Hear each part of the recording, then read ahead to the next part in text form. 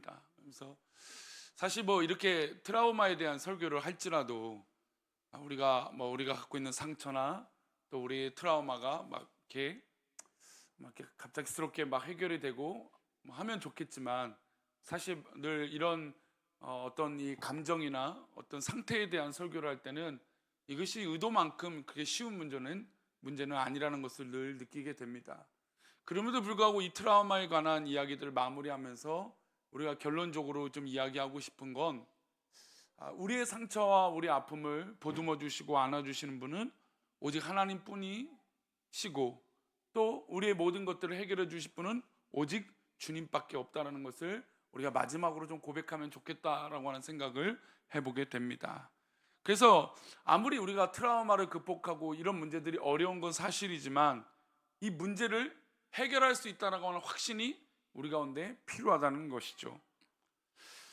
가끔 이제 문제가 있을 때 이것을 해결하지 못하면 어떡하지? 라고 하는 걱정을 하게 됩니다. 예전에 뭐 저희 이제 가정에 이사를 하고 나서도 이 집 수리에 관한 문제가 있을 때 이게 어떡하지? 도저히 해결 안 될 텐데 막 염려와 걱정이 막 사로잡힌 적이 있습니다. 물론 저는 어떤 이렇게 만지고 또 조립하고, 물론 이제 이 건설 쪽보다는 이제 기계 쪽, 또 기계 쪽보다는 이제 전자 쪽에 조금 더 관심이 많습니다. 그래서 이런 조립하고 고치고 하는 것을 워낙 좋아해서, 일단 어떤 물건이 있고 뭔가 문제가 생기면 이제 버리거나 이렇게 하는 게 아니라 한번 분해해보고, 설상 망가질지라도 이렇게 한번 뜯어봐서 이게 왜 고장이 났는지 한번 해보는 거죠. 물론 옆에서 지켜보는 사람은 불안하고 저래서 고쳐지겠나 싶은가 마음이 들어서 그냥 헛시간, 그러니까 이렇게 의미 없는 시간을 이렇게 보내는 거 아닌가라는 생각을 주변 사람들이 할 수도 있습니다. 왜냐하면 저는 뭐가 아니죠? 전문가는 분명 아니기 때문이죠.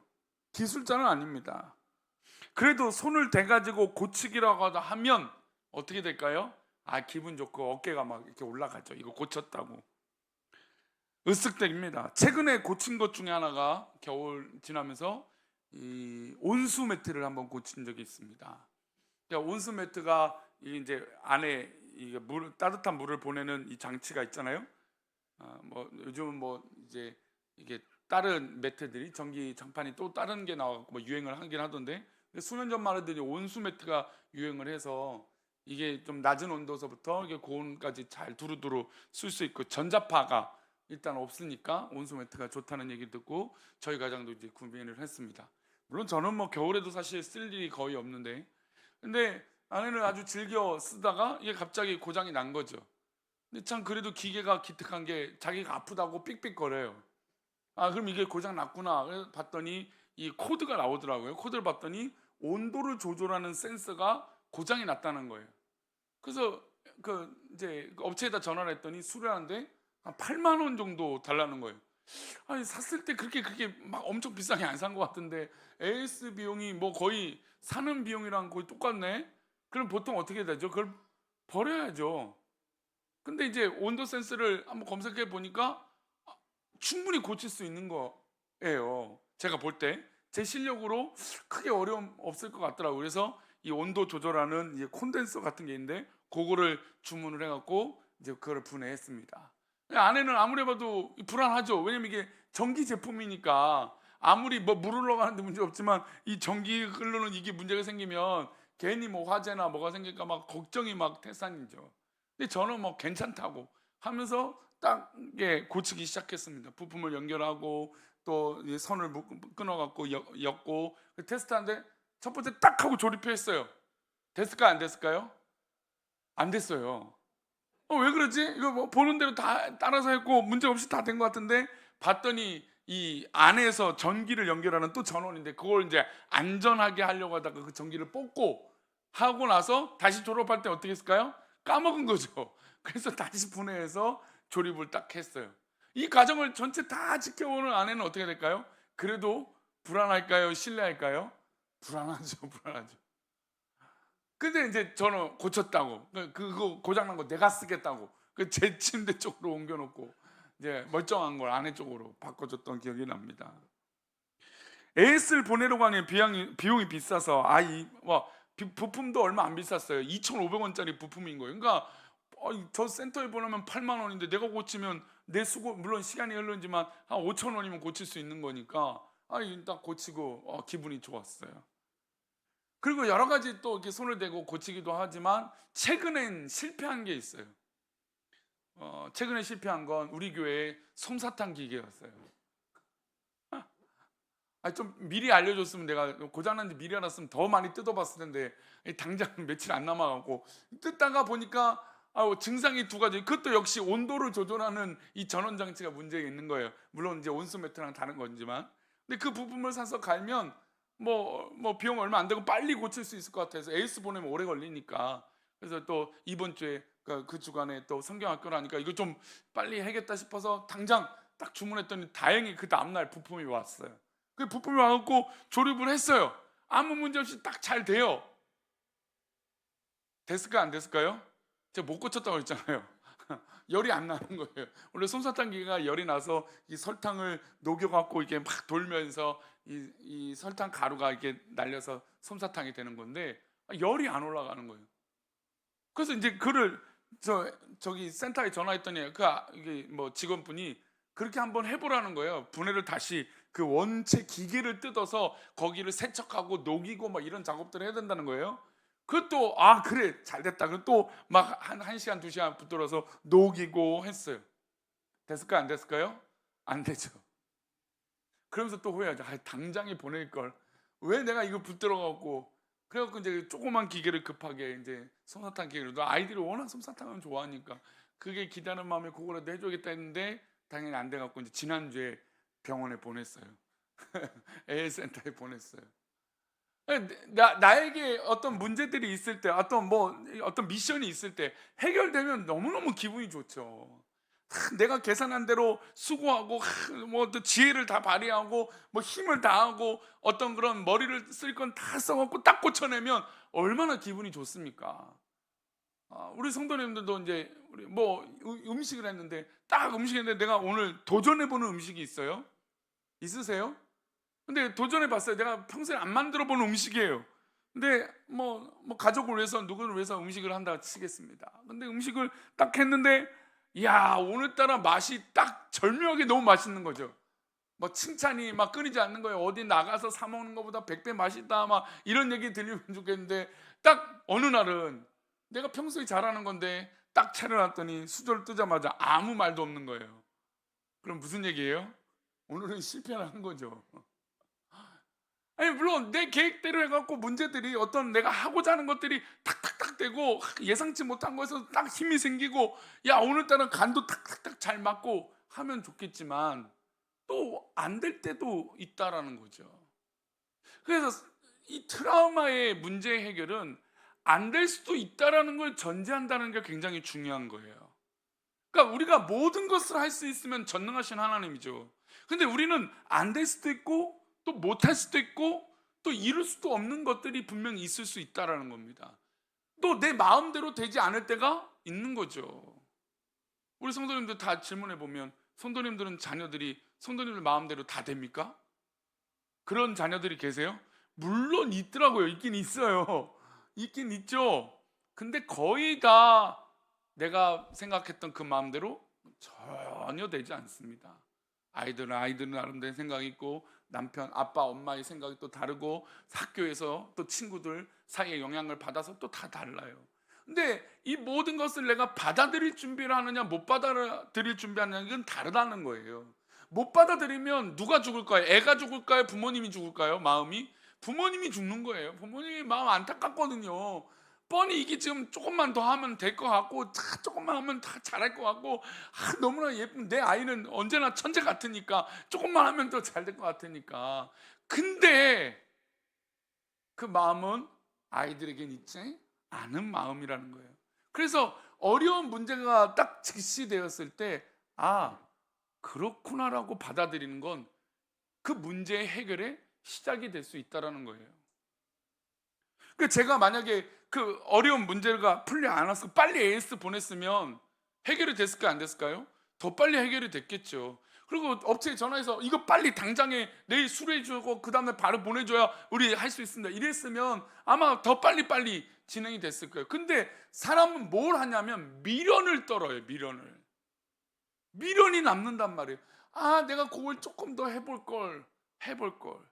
지금이야 내비가 있으니까 사실 길 헤매는 거 극히 드물어요. 다시 찾아오고. 그래도 내비가 있어도 길을 헤매는 사람들은 헤매긴 하더라고요. 근데 예전 같으면 어떻게 될까요? 저도 그런 미련이 많았어요. 길을 내가 다 안다고 생각해서 가면 어떻게 될까요? 제가 예전에요, 우리 천사원을 가는데, 이제 그때는 예전이니까 뭐 한 2025년 뭐 갔다 오서도 그렇고, 뭐 그때까지만 해도 2004, 5년 때가 내비가 막 이렇게 나오지 않을 때였어요. 그러니까 내비를 믿지 않았죠. 길이 막 정확하지 않았으니까. 그러니까 내가 알고 있는 길이 훨씬 더 정확한. 지금이야 뭐 내비가 훨씬 더 훌륭하죠. 이 교통 정보부터 해서 모든 것들을 다 대안하니까. 물론 아는 길은 훨씬 더 빠른 게 맞습니다. 통계적으로 보면. 근데 제가 안다라고 생각에 막 가요. 나올까요? 안 나올까요? 안 나와요. 그러면 거기서 다시 처음부터 돌아가면 돼요. 근데 미련이 남는 거예요. 내가 안다라고 하는 것 때문에. 그래서 그 부근에 저거 맞는데? 라고 해서 또 그 길을 다시 들어가요. 근데 또 한 30분 가서 길이 안 나오니까 또 다시 글로 와요. 헤맸던 그 자리에 와서 똑같은 실수를 하는 게 우리라는 거예요. 왜냐하면 미련이 남거든요. 그리고 나를 인정하지 않아요. 내가 이게 잘못됐구나. 이거 내가 지금 잘못 판단했구나. 오판이구나. 이거를 인정 안 한다는 거예요. 인정하면 굉장히 빨리 돌아설 수 있고 문제를 해결할 수 있는데, 사람은 그렇지 못하다는 거예요. 그래서 오늘 트라우마를 해결하는데 우리가 하나님께 맡기면 해결된다는 것, 이것에 있어서 인간적인 미련을 내려놓는다는 게 굉장히 중요해요. 한번 따라합시다. 미련 떨지 맙시다. 미련 떨지 마세요. 미련 떨어봤자 정말 어차피 계속 반복적인 실수를 하게 된다는 겁니다. 목회자들은 행복지수가 높을까요? 낮을까요? 목회자들, 성직자들, 통계적으로 보면 뭐 기독교뿐만 아니라 성직자들이 대부분 행복지수가 굉장히 높습니다. 근데 그 이유는 아무래도 이제 종교 생활을 하면서 자기가 하고 싶은 일을 첫 번째 하기도 하겠지만, 이제 하나님, 자기가 믿고 있는 어떤 하나님, 우리 하나님이니까 하나님에 대해서 그 모든 것을 맡길 준비가 돼 있어요. 근데 실제로 뭐 우리나라가 뭐 이 종교인에 대한 이 부정적인 시각이 많지만, 근데 그 부정적인 퍼센테이지가 과연 몇 프로나 될까요? 또 우리 성도님들이 생각하고 있는 목회자 진짜 돈 많이 번다라고 하는 이 범위는 도대체 몇 프로일까요? 우리가 기독교의 목회자 수가, 목사님이 16만 명이래요. 16만 명. 어마어마하게 많은 숫자거든요. 16만 명. 그러니까 의사가 한 12만 명, 13만 명 정도 왔다 갔다 하니까 의사보다도 이 숫자가 많은 게 목회자예요. 근데 그 목회자들이 대부분 뭐 사실 우리 교회 교육자도 그렇지만 다 임금의, 보통 노동자의 평균 임금이 어떻게 될까요? 보통 3분의 2밖에 안 됐습니다. 물론 우리 성도들이 사랑하고 또 그것에 감사하는 마음, 그럼에도 불구하고 행복도는 훨씬 높다라는 거예요. 왜 그럴까요? 어차피 내가 해도 그 문제가 해결되지 않는 걸 목회자들은 직시하기 때문에 그래요. 그래서 행복도가 다른 거죠.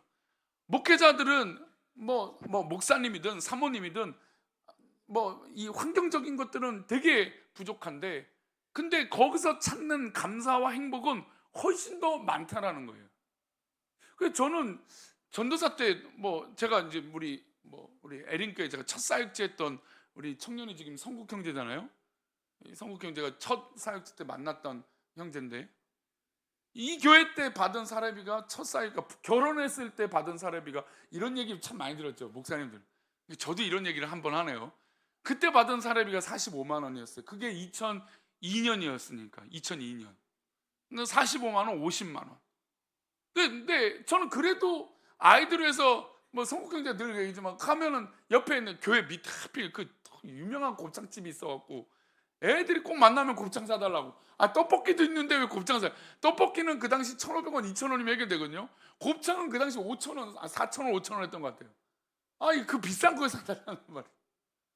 근데도 그래도 행복해요. 왜냐하면 어차피 나에겐 있으나 없으나 똑같은 거죠. 그게 목회자의 어떤 그런 이 자기가 갖고 있던 어려움들을 극복할 수 있는 어떤 이 좌절감에서 좀 멀어지는 이 회복이라고 할 수 있다는 거죠. 그래서 주변 사람들이 볼 때는 목회자들은 뭔가 더 있다라고 생각을 해요. 사실 그 무엇은 어떤 물질이나 환경이 아니라 뭘까요? 바로 은혜이고 하나님이시고 또 우리 성도들이에요. 우리 성도들이 있으니까 회복이 돼요. 우리 요즘 그렇잖아요. 우리 어른들이 그 얘기를. 저는 우리 어른들이 계시니까 너무 감사해요. 우리 어른들이 교회에 기둥같이 잘 서 계시니까 너무너무 교회가 단단해요. 별로 우리 어른들 감동이 안 되세요? 우리 어른들이 계시니까 단단하다니까요. 할렐루야. 또 어른들이 볼 때 우리 아이들이 요즘 막 늘어나니까 행복해 안 행복해요? 행복해져. 감사하죠. 또 근데 그 안에는 보이지 않는 손길들이 이렇게 열심히 하고 수고하는 손길들이 이렇게 어우러지고 있단 말이에요. 여러분 이런 어우러짐이 과연 그냥 있을 수 있을까요?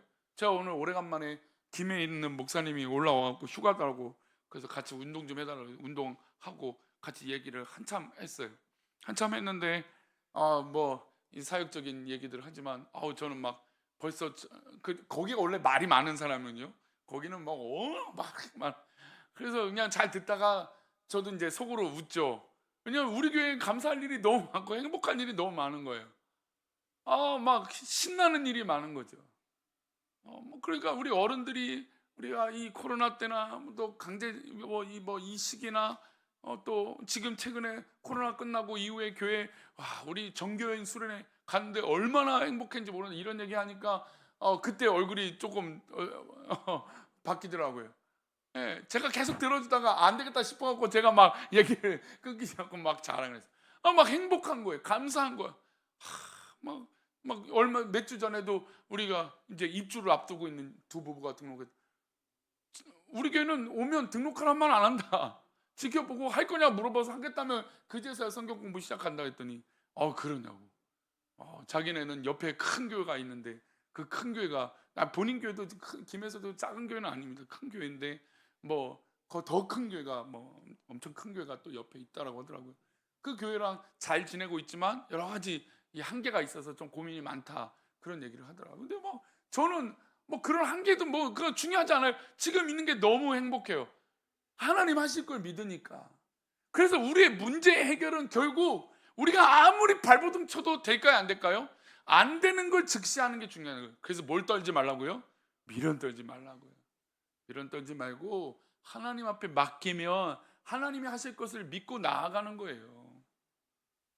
그래서 우리의 문제를 누구한테 알아야 됩니까? 하나님께 알아야 되죠. 자, 그렇다면 우리 하나님이 어떤 하나님인가에 대해서 확신이 있어야 되는데, 첫 번째, 하나님은 어떤 하나님이냐? 우리 68절 말씀 다시 한번 읽어볼까요? 주는 선하사 선을 행하시오니. 주님은 어떤 분이시라고요? 선하신 분이라는 거죠.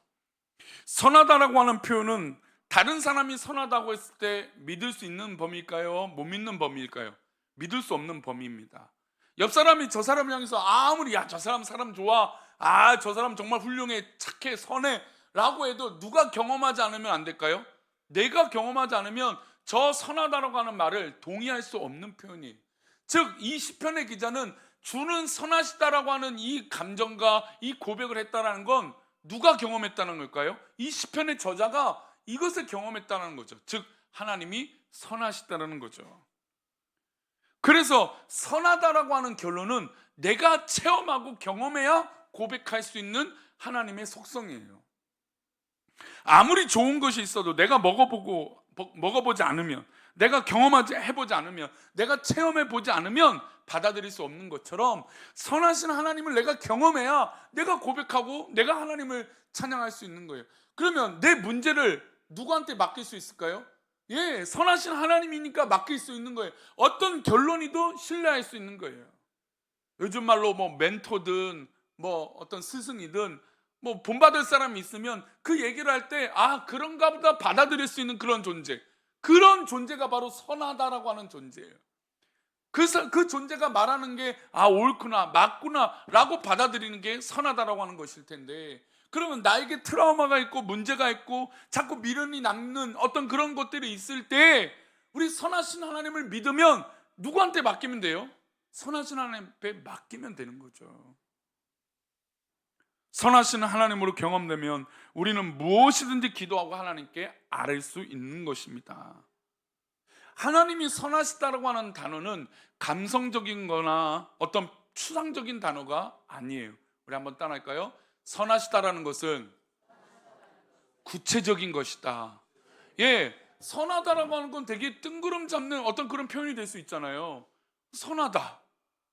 하지만 정말 나의 선한 하나님을 만난다면 그 선한 하나님은 나에게 굉장히 구체적이고 현실적이고 확신적인 것이 되어야 되는 것이죠. 내가 어려울 때 하나님의 선하심을 믿으면 결국 하나님께 아뢰는 거예요. 그러나 하나님이 선하시다는 것을 경험하지 않으면 누구를 믿을까요? 나를 믿게 되어 있어요. 내 힘을 믿고 내 능력을 믿어요. 내가 하는 게 더 좋다라고 생각을 해요.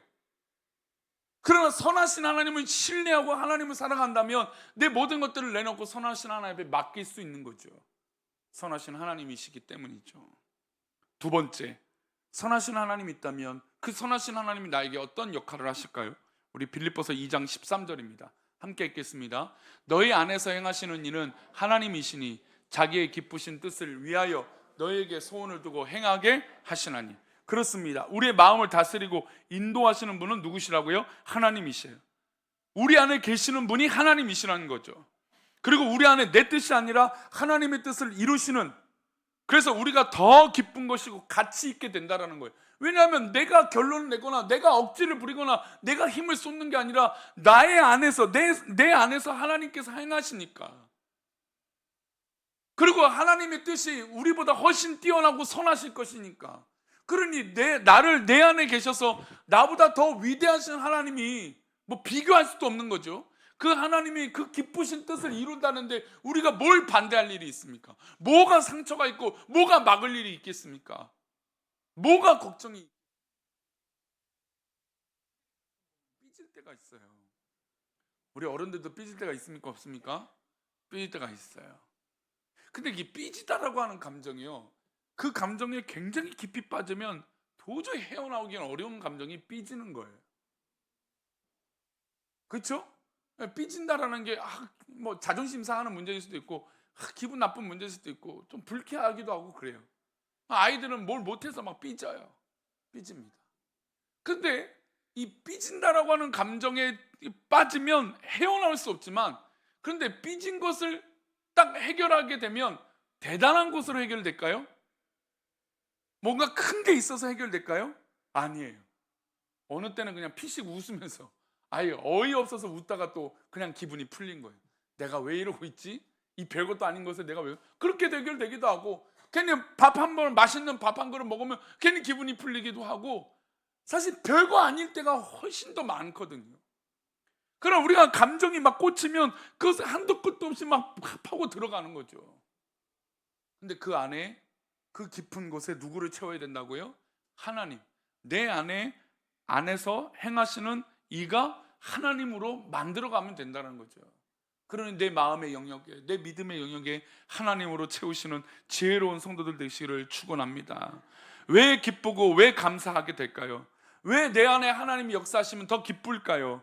하나님은 할 수 있는 힘과 능력을 우리에게 공급해 주시기 때문이에요. 이것이 중요해요.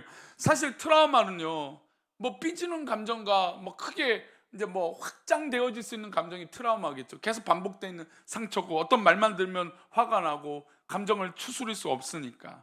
그런데 그 트라우마라고 하는 결론은 결국 내 안에 누가 많아서 그럴까요? 내가 많기 때문에 그래요. 그래서 이 문제를 해결하기 위해서 내 안에 자꾸 비움이 필요해요. 내 안에 누구로 채워야 됩니까? 하나님으로 계속 채우는 훈련을 하는 거예요. 그래야 넓은 그릇이 되죠. 받아들일 수 있는 그릇이 되죠. 비교하지 말고 남과 뭐 누구 탓하지 말고 내 안을 객관적으로 나를 평가해 보라는 거죠. 공감하지 못하는 사람, 자기애가 강하기 마련이고 자존심이 강한데 그 자존심 안에 나를 채우는 게 아니라 하나님을 채워야 그 자존심이 녹아진다는 거예요. 공감하지 못한 사람에게 하나님이 있어야 공감이 되는 거예요. 가끔 어떤 문제가 있을 때 1부터 10까지가 있다면 1부터 10까지 자기 중심으로 해석하는 사람들을 보게 돼요. 그러면 그 문제가 커질까요? 작아질까요? 당연히 커질 수밖에 없습니다. 1부터 10까지가 다 나의 기준으로 맞춰져 있기 때문에 조금 더 다른 사람의 어떤 이유나 뭐 어떤 환경이나 또 어떤 것들을 전혀 양보하지 않는 거죠. 뭐 자기가 강하든 뭐 어떤 무엇이 꽂혀 있든 1부터 10까지 자기가 생각하는 대로라고만 생각한다면 그 문제는 절대로 될 수가 없는 거죠. 그런 이야기를 나누게 되는 경우들을 보면 우리 교회 성도들이 아니어서 참 감사해요. 그런데 가끔 그런 분들을 막 상담하다가 듣게 되면 와, 이걸 어떻게 하지? 답이 없어요. 이거를 정말 대놓고 하고 이게 당신의 문제야라고 말하면 이걸 그래도 받아들일까요? 받아들일 게 없죠.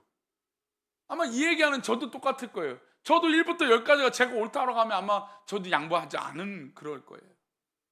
그러니까 인간이 내 안에 자꾸 나를 채우기 시작하면 조금도 양보할 수 없는 영역이 생기고 조금도 이해할 수 없는 마음들이 생겨요. 그러니 이 트라우마는 최근 한국 사회가 너무나 발달하고 성장한 사회가 됐지만 그로 인한 아픔의 결과라고 할 수 있는 거예요. 왜냐하면 사회가 발전하고 뭐 부유해지고 있는데 오히려 상처가 많은 사람들이 훨씬 더 많아지는 거죠. 트라우마가 많아지는 사람들. 왜 그럴까요? 내 안에 나를 가득 채우기 때문이죠. 때로는 참을 수 없을 일이 있고 어려운 일이 있어요. 그 트라우마 같은 경우는 또 더더욱 그러겠죠. 근데 우리는 어떤 자세를 가져야 될까요? 야고보서 5장 7절입니다. 함께 읽겠습니다. 7절 8절. 그러므로 형제들아 주께서 강림하시기까지 길이 참으라. 보라 농부가 땅에서 나는 귀한 열매를 바라고 길이 참아 이른 비와 늦은 비를 기다리나니 너희도 길이 참고 마음을 굳건하게 하라. 주의 강림이 가까우니라. 아이들을 뭐 키우다 보면 야 네가 참아. 우리 예전에 어른들은 다 그랬어요.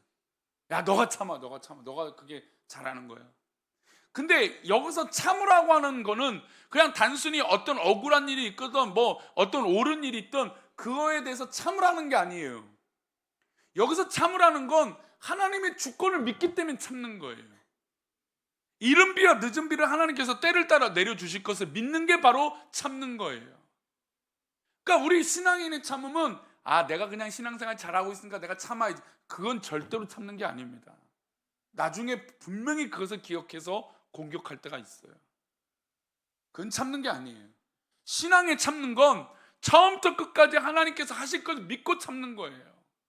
왜요? 하나님이 때로는 이른 비를 내려주시기도 하고 늦은 비를 내려주시기도 하고 때를 따라서 하나님 인도하실 것을 믿으니까 농부가 때를 따라서 기다린 것처럼 참는 거죠.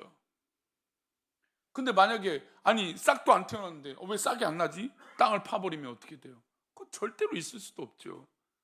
신비한 건 그 땅 속에서 그 씨앗이 싹을 트고 자라가고 올라가고 있는데 그걸 못 참고 우리가 딱 뒤집어 버리면 어떻게 됩니까?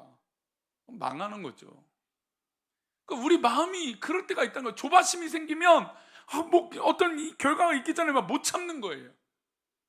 때로는 자기 의가 강해서 참는 분도 있어요. 근데 진짜 참는 게 아닌 경우들이 훨씬 더 많은 거죠.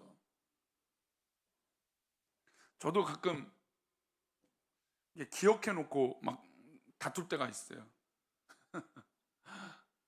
1부터 10까지 다 저는 이게 평소에 그런 기억들을 잘 안 하고 저는 어릴 때도 막 스트레스 안 받고 막 뭐 이런 거 전혀 뭐 이렇게 안 하더니 희한하게 저도 기억을 잘 하더라고요. 어떤 말을 했던 어떤 뭐 어느 때 뭐 말할 때 다 기억나요 안 나요? 하필 그럴 때는 또 화가 날 때는 그런 말들이 다 기억이 나요. 그렇죠? 근데 그때는 마치 참는 것처럼 난 넘어갔단 말이죠. 근데 그런 결정적인 어려운 순간이 왔을 때 이게 결정적인 것도 내 기준이지만 어떤 그런 상황이 왔을 때 다 1부터 10까지 기억해요. 혹시 여기서 10년 전, 20년 전 것까지 얘기하시는 분들 계세요? 네? 20, 30년 전까지 얘기하면서 당신이 말이야 그때 그랬지 막 이러면서. 근데 우리가 참았다라고 생각하는데 사실 그게 참은 건 아닌 거죠. 내 안에 계속 상처로 남아있기 때문이죠. 그럼 여기서 참는다라는 말을 다시 한번 고민해 보자는 거죠. 우리가 참는다라는 건 또 때로 우리 다른 성도들을 이해하고 참는다는 거, 저 성도들이 저렇게 모습을 보여주는 내가 참는다라고 하는 관점에서 참는다라는 건 그냥 넘어가는 게 아니에요. 우리가 생각할 때 그냥 넘어가 버리지, 그게 참는다라고 생각하는데 아니에요. 우리의 마음에 다 그걸 새겨놓고 있는 거예요. 아마 우리 성도들이 상처에 생명책이 있다면 다 적어놓고 있을 거예요. 그래서 때가 되면 그 펼쳐놓고 매달 며칠에 뭐라고 했지 당신이 막 이러면서 다 끄집어놓고 그때 그랬잖아 그러면서 막 그렇게 따진단 말이죠. 근데 성경은 참으라고 말씀하세요. 근데 이거는 그냥 단순히 자녀들에게 야 네가 참어, 이 참음이 아니라는 거죠. 하나님이 분명히 하실 거니까 기다려 보라는 거죠. 하나님께서 역사하실 것을 믿으니까 참으라는 거죠.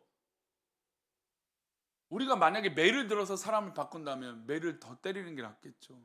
물론 저도 이제 아이에 대한 가정교육에 대한 뭐 어떤 생각들이 있지만 뭐 때로는 반대로 매를 안 드는 말로 잘하는 가정도 있을 것이고, 때로는 뭐 여러 가지 방법으로 다 이 가정교육을 하고 뭐 어떤 교육을 할 겁니다. 근데 이 아이들에게 이 기대하는 바들이 있잖아요. 막 기대하는 바인데 아이들이 보면 오히려 요즘 아이들이 부모에 대해서 참는 경우들 굉장히 많아요. 역으로. 그러니까 우리 어른들이 좀 자꾸 놓치고 있는 부분들인데 우리 아이들은 참고 있는 거예요. 근데 여기서 까딱 잘못하면 그 참고 있는 게 뭐가 돼요? 상처가 될 수 있어요. 그래서 아이들에게 기다려줄 수 있는 넉넉한 마음이 필요해요. 반대로 아이들도 뭐 정말 이 부모에 대해서 믿음으로 기다릴 수 있는 그런 지혜로움도 우리 아이들에게도 필요한 거죠. 우리 그 말씀 한번 다시 7절 8절 말씀, 그런 의미로 그 기다림이 무엇인지 다시 한번 읽어봅시다. 그러므로 형제들아 주께서 강림하시기까지 길이 참으라. 보라 농부가 땅에서 나는 귀한 열매를 바라고 길이 참아 이른 비와 늦은 비를.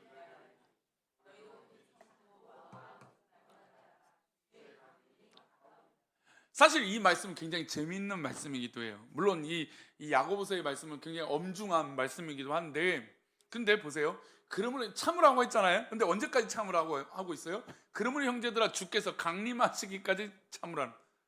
그럼 벌써 몇 년이 지났어요? 이 말씀이 나온 2000년이 지났어요. 2000년 동안 참는 거예요 사실은. 그러니까 이 참는다라는 건 그때만 넘긴다라는 게 아니에요. 모든 걸 주님께 맡기니까 강림하시기까지. 결국 사람, 자녀, 부모를 바꾸는 건, 사람을 바꾸는 건 매가 아니고 사랑이 아니라 하나님이 바꾸시는 거예요. 인간을 바꾸는 건 하나님이 바꾸시는 거예요. 그래서 저는 그 말에 굉장히 동의하지만 또 때로는 반대해요. 뭐냐면 사람은 안 바뀐다. 굉장히 동의해요. 하지만 저 또한 반대해요. 사람이 해서는 안 바뀌지만 누구 하면 바뀔까요? 하나님이 하시면 바뀌어요. 왜냐면 제가 그걸 늘 간증하고, 제가 그런 사람이 아니었어요. 이런 사람이 아니었어요. 하나님 하시니까 바뀌어진다니까요. 그래서 너희도 길이 참고 마음을 굳건하게 하라. 사실 이거는 확신할 수 없는 야고보의 고백이죠. 주의 강림이 가까운다는 거예요. 주의 강림이 가까운 게 언제예요? 그러니까 그때를 알지 못하니까 그냥 하나님 하실 걸 믿고 맡겨라는 거죠. 이 말씀은 어차피 강림하시는 거 우리는 알 수 없으니까, 그러니 하나님께 모든 걸 맡겨야 하나님 뜻 가운데 이 아이가 우리 모든 관계가, 우리 교회가 인도함을 받는다라는 것이죠. 그래서 이 한 말씀 또 읽어봅시다. 갈라디아서 6장 9절인데요 함께 읽겠습니다. 우리가 선을 행하되 낙심하지 말지니 포기하지 아니하면 때가 이름에 거두리라. 예. 가끔 살다 보면 얄미운 사람 있습니까 없습니까? 얄미운 사람 만날 때 있어요 없어요? 없으세요?